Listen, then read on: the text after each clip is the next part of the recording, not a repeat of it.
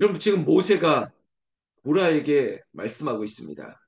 왜? 지금 고라와 그리고 또한 아비나답과 그리고 250명이 이르는 모세를 대적하는 마치 이스라엘의 대표성을 가지고 나왔습니다. 물론 이 250명이 되는 무리가 과연 이스라엘 200만 명이나 되는 이들을 대표할 수 있느냐?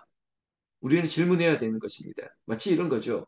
우리가 국회의원을 선출했다 할지라도 그들이 과연 백성들의 민의라고 하는 우리의 바램을 올바로 그들이 정말 법을 제정하거나 그들이 노력하고 있는가 질문해야겠죠. 때로는 저들의 태도가 과연 우리의 바램과 백성들의 필요를 위해서 존재할 이유가 있을까라고 하는 그런 부정적인 생각도 들 때가 있습니다. 최근엔 더 그렇지 않습니까? 정말 백성들을 위하는 것이 맞는 것인가? 그들이 도대체 저 국회의사당이라고 하는 저 안에서 무슨 일을 하는가라고 하는 회의적인 질문을 할 수밖에 없는 일들이 우리는 알고 있지 않습니까? 만연하고 있죠. 지금 고라를 대표로 해서 자, 하나님을 원망하고 모세를 대적하기 위해서 250명이 집단 성명을 내고 있는 것입니다. 차라리 우리 뜻대로 하겠다는 것입니다. 그러면서 하나님 앞으로 나아감을 얻으려고 하고 있는데 모세가 오히려 그들에게 그래 너희가 각각 한 사람이 하나씩 향로를 들고 와라. 요 앞에 제사를 드릴 준비를 하고 나오라고 요청을 했습니다. 그게 바로 오늘 16절 말씀이죠. 너와 너희 온 무리는 아론과 함께 내일 여호와 앞으로 나오되 그냥 오지 말고 향로를 들고 그 위에 향을 얹고 가지고 오라는 거죠. 여러분 여기까지입니다. 여러분 우리가 소위 말하는 오버해서는 안 됩니다.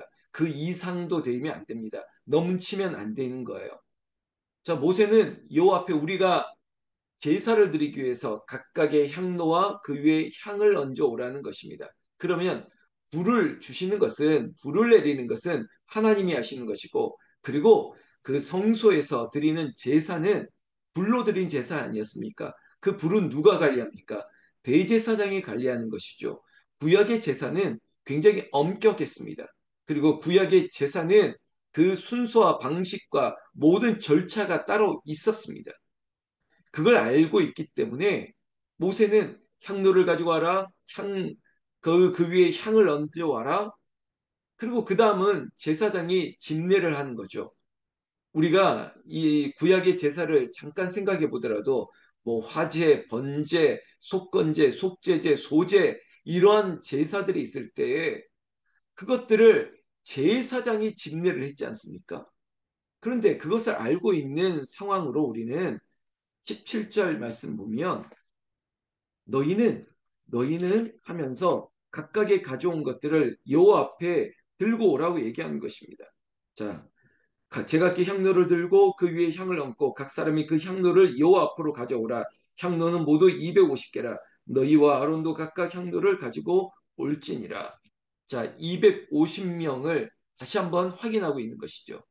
18절에 보면 그들이 제각각 향로를 가져다가 불을 담았다고 얘기하고 있습니다. 그들이 제각기 불을 담았다고요. 여러분 여기서 문제가 있는 것 같이 보이지 않습니까? 제사장이 불을 관리하고 제사장이 제사를 집도 집례를 하고 불을 관리해야 되는데 25명, 250명 모두가 제각각 불을 담아버린 것입니다. 그러면서 고라가 이렇게 얘기하죠. 자, 이 상황을 대변하는 것입니다. 고라가 온 회중을 회막문에 모아놓고 두 사람을 대적하려 함에 이거죠. 여러분 지금의 관심은 모세는 오히려 이 향로, 이 제사를 통해서 속죄제, 속건제, 우리의 죄를 우리가 하나님 앞에 사함을 얻기를 원하는 그런 바램으로 250명을 모은 것입니다. 그런데 그들의 생각은 달랐던 거죠. 아니다. 이 참회에 이 모여 있을 때 마치 모세를 비토하는 결정적인 한 방을 치르겠다는 거죠. 그러다 보니까 급한 마음에 제사를 그들이 먼저 시작을 한 것이죠. 나중 얘기인데 다윗 시대에 솔로몬 얘기, 다윗 시대에 사울 얘기가 좀 있지 않습니까? 사울이 전쟁에 나갔다가 사무엘을 기다리지 않고 그가 급한 마음에 제사를 지냈습니다. 그때 사무엘이 바로 제사가 끝낸 직후에 도착해서 사울에게 크게 책망했죠. 이유가 뭡니까? 급한 마음에 서둘렀다? 그게 아니에요. 급하고 서두른 마음에는 교만이 있는 것입니다. 그 교만은 뭐냐? 아, 이 정도 급하면 내가 해도 되겠지. 아, 이거는 절차나 과정보다는 결과가 중요한 거 아니야? 뭐로 가도 이렇게 저렇게 가더라도 그냥 한양만 가면 되지 않겠어? 그냥 꽁 잡는 게 매 아니야? 뭐 이런 식으로. 결과가 중요하지. 과정이 뭐가 중요하겠어? 이런 겁니다. 지금 고라는 그리고 250명은 모세가 여호와 앞에 나오라고 했던 이유를 모르고 있는 것입니다. 너희의 죄를 사함을 얻어야 되는 것이다. 너희들이 교만하여서 하나님 앞에 함부로 말하거나 그리고 너희의 교만이 백성들에게도 번져갈 것을 두려워했던 것입니다. 여러분 그래서 백성을 위한 제사가 따로 있었습니다. 그래서 그 백성을 위해서는 순양을 잡고 그리고 너를 위해서는 뭐를 잡고 이런 것처럼 이게 바로 중보의 기도죠. 백성의 죄를 대신해서 우리 가족의 죄를 대신해서 내가 제사를 지내는 거예요. 그런 의미에서 모세가 250명과 함께 제사를 드리려고 했는데 어쩜 이렇게 생각이 다를 수 있습니까? 250명은 지금 모세를 향해서 대적하고 있습니다. 그리고 여호와의 영광이 온 회중에게 나타나시는 시점이 되었습니다. 이거 두려워 떨어야 되는데 착각하고 있는 것이죠. 자, 이때 20절 말씀에 여호와께서 모세와 아론에게 말씀하여 이르시되 너희는 이 회중에게서 떠나라. 내가 순식간에 그들을 멸하려 하노라 이겁니다. 하나님이 기가 막힌 거예요. 그래 모세를 봐서 이제 이 속죄 속건을 통해서 이 백성에 대한 제사를 기대했건만 이 백성들은 그 제사는 깡그리 잊어버리고 무시하고 그냥 제각각 내가 스스로 교만하여서 그냥 이미 불은 붙여놓고 우리가 해야 될 것은 지금 모세를 파면하겠다는 것입니다. 탄핵하겠다는 거예요. 탄핵하고 우리가 이 일에 이제는 관여하겠다. 이런 태도를 여전히 고수하고 있으니 하나님이 화가 나신 거죠. 하나님께서 심판, 멸망을 앞두고 있고 경고하신 것입니다. 마치 그래 모세야 아론아 너희들은 피해라. 지금 내가 너무 화가 나서 여기에 벌을 내리려고 하니까 이 벌이 너에게 미칠 수도 있으니까 저 멀리 피해. 아예 너는 그냥 여기 관여하지 말고 그냥 멀리 피해 있어. 내가 알아서 할게. 이게 지금 하나님의 말씀이라는 거예요. 어떻게 하면 좋죠?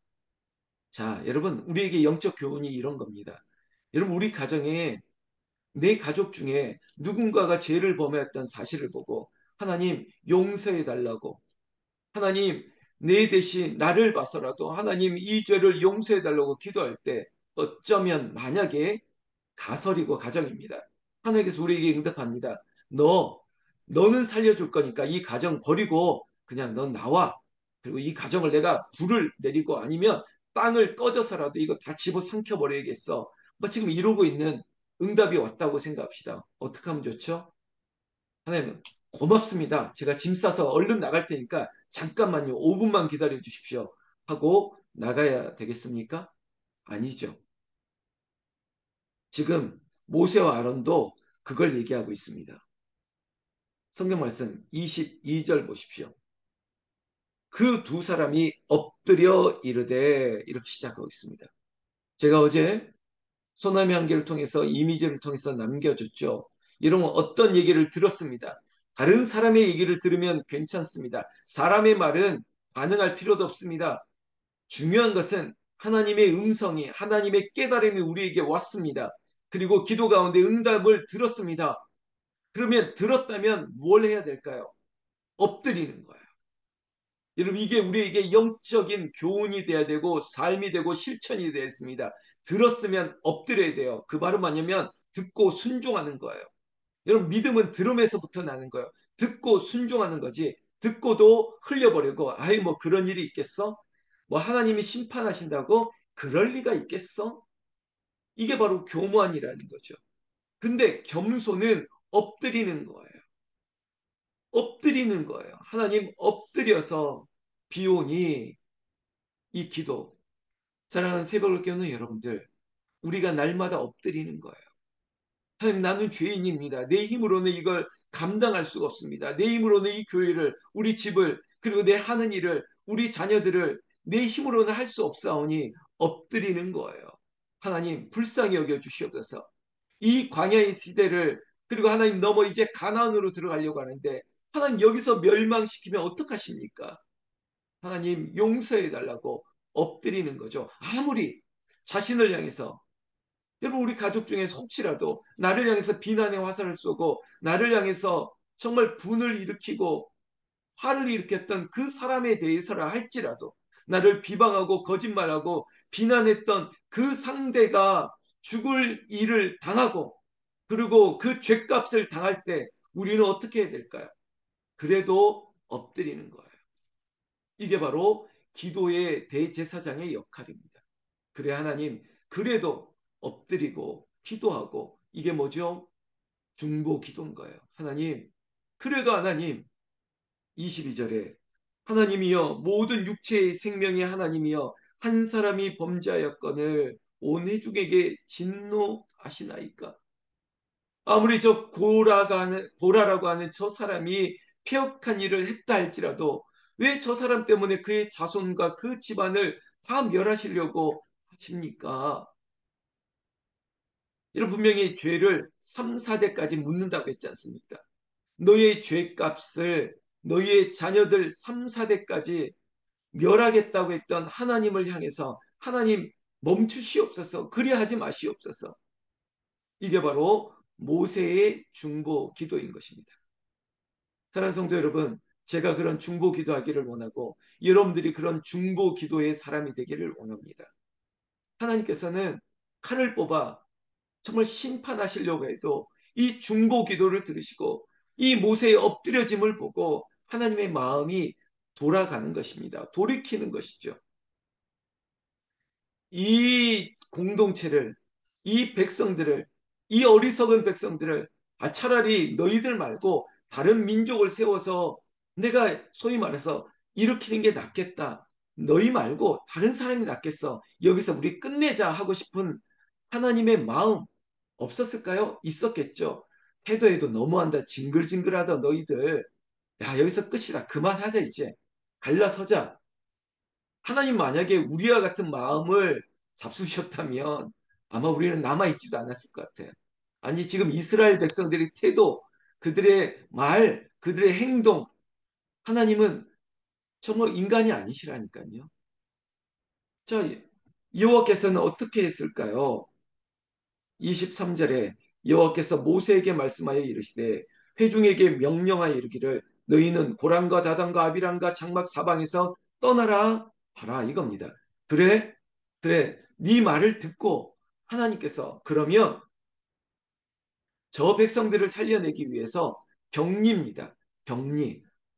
떨어져 있으라는 거예요. 떨어지게 하라는 거예요. 지금 고라와 아비다담과 뭐 다단과 이 이름 있지 않습니까? 저들에게 그래도 저들은 심판이 임할 거다. 그렇기 때문에 내가 그러면 그 집안과 자녀들과 그 주변 사람들은 살릴 수 있는 방법은 그들에게서 떠나라는 거예요. 여러분, 유유상종이라는 말이 있습니다. 여러분, 같이 있으면 같이 닮아가는 거예요.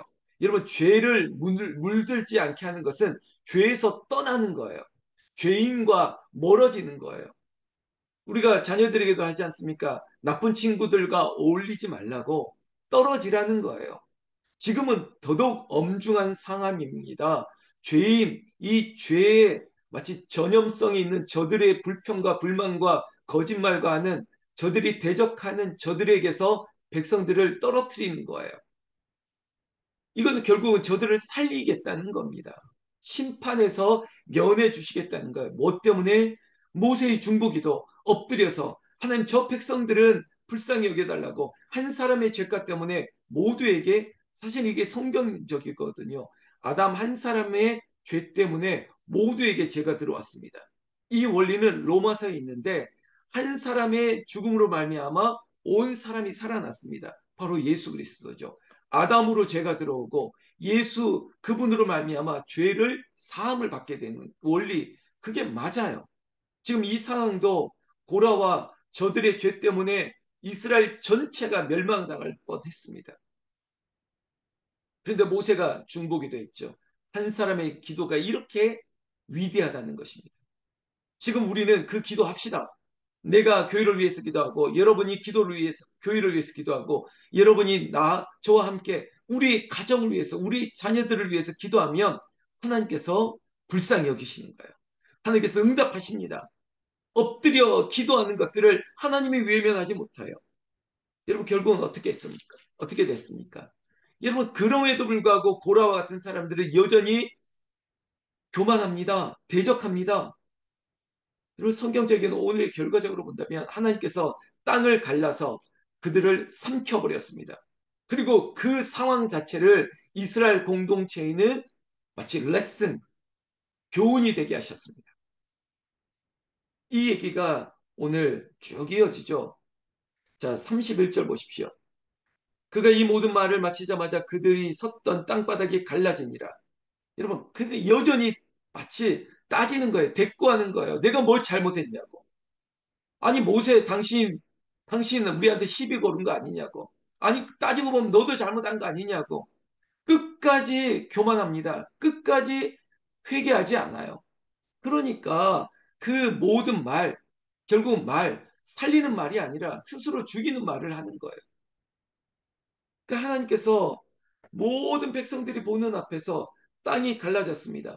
입을 열었다고 표현하고 있습니다. 32절. 땅이 그 입을 열어 그들과 그들의 집과 고라에게 속한 모든 사람과 그들의 재물을 삼켜버렸습니다. 회개하지 않는 사람들을 하나님께서 심판하신 거죠. 여러분 이게 우연입니까? 이게 자연재해일까요? 어떻게 그들이 있는 곳만 땅이 갈라져서 삼켰습니까? 말 그대로 지진이 났겠죠. 푹 꺼졌겠죠. 우리 지금 현대로 한다면 싱크홀 같이 갑자기 푹 꺼져서 훅 떨어졌겠죠. 여러분 이건 뉴스잖아요. 그걸 다 봤습니다. 아마 두려워 떨었을 것입니다. 백성들이.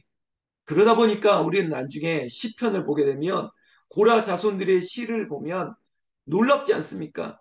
그래도 저 집안에 온전하게 믿음으로 자라났던 그런 아름다운 자녀들이 있었다는 것은 그 고라의 아내였든지 아니면 그 집안의 누구였든지 이런 일을 통해서 우리는 하나님을 온전히 경외해야겠다. 그렇게 하지 않았을까요? 그러니까 고라의 위대한 시가 시편에 있는 것입니다. 사랑하는 성도 여러분, 오늘 말씀을 통해서 우리가 받아야 될 교훈은 이겁니다. 하나님은 엎드리는 기도 그리고 모세의 중보 기도를 들으실 수밖에 없습니다. 반대로 여전히 회개하지 않는 교만한 백성은 심판을 당할 수밖에 없습니다. 그래야지 다른 백성을 살리기 때문입니다. 여러분, 엎드리면 살고 또 피하면 살게 되는 것입니다. 여러분, 엎드려 기도하고 주께로 피하는 저와 여러분들이 모세의 중보 기도자가 되기를 나는 우리 주 예수님의 이름으로 축원합니다.